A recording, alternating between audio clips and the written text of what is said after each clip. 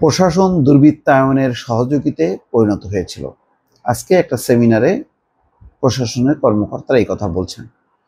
এরকম কথা যদি গত 15 বছরে কোনো পর্যায়ে প্রশাসনের কর্মকর্তারা বলতেন, তাহলে একটা প্রশাসন থেকে একটা প্রতিবাদ প্রতিরোধ হইতো এবং হয়তো শেখ হাসিনার এই পরিণতি বা তার যে ক্ষমতায় থাকার যে উদগ্র নেশা, সেই নেশা অন্তত ছুটানো যেত আরও আগে।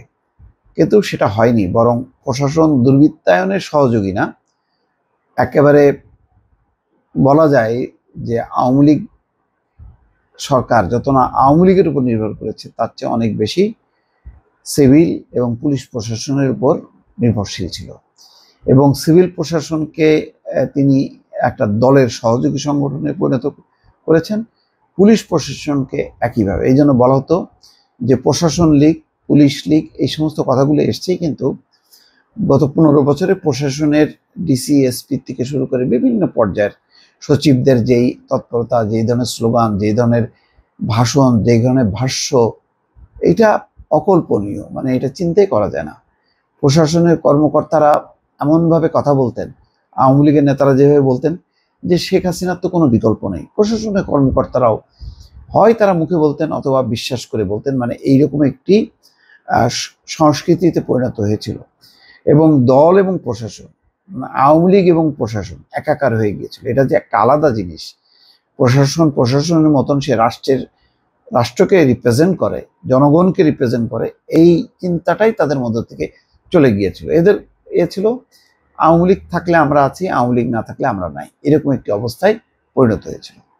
এখন কয়েকটি কথা বলা হচ্ছে, কয়েকটা পরামর্শ, যে এইচএসসি পাশ করার পরই বিসিএস পরীক্ষার পক্ষে মতামত, ইউএনও পদে উপসচিব এবং ডিসি পদে যুগ্ম সচিবদের পদায়নের সুপারিশ।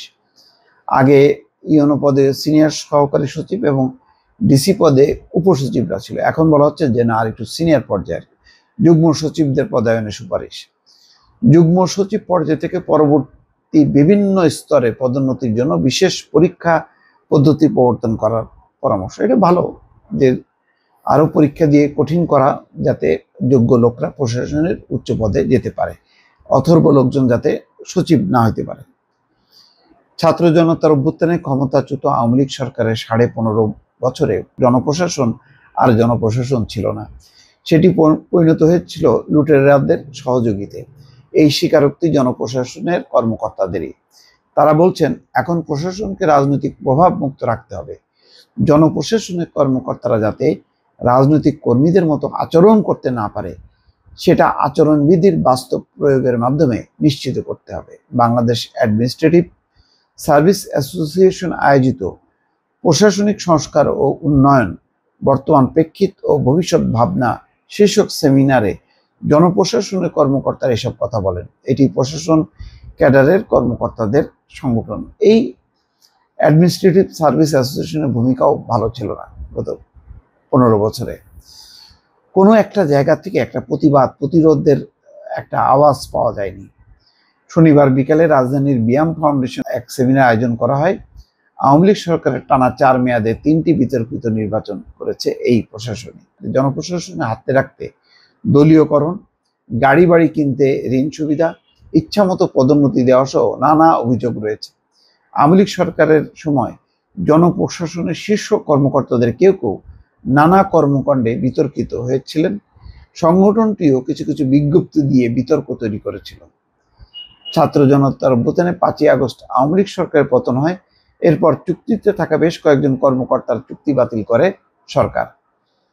অন্যদিকে হত্যাসহ বিভিন্ন মামলায় বেশ কয়েকজন কর্মকর্তা এখনো কারাগারে।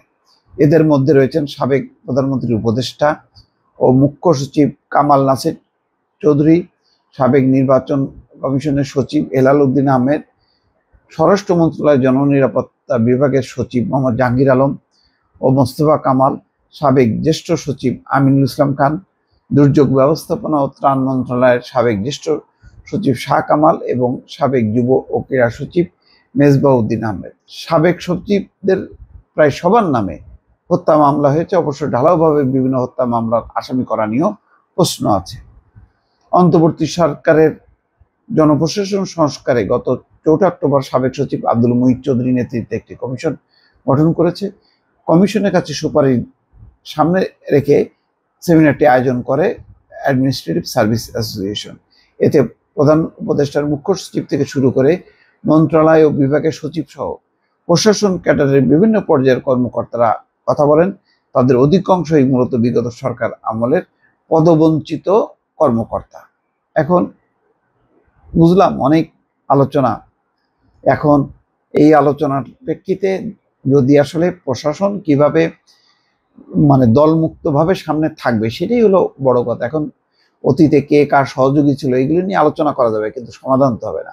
সমাধান হলো একটাই, একটা ভিন্ন ধাঁচের প্রশাসন যদি সামনে পাওয়া যায় এবং রাজনৈতিক সরকারের আমলেও প্রশাসন নিরপেক্ষ থাকবে, এরকম একটি যদি পরিস্থিতি তৈরি করা যায়। দর্শক ভালো থাকবেন, আল্লাহ হাফেজ।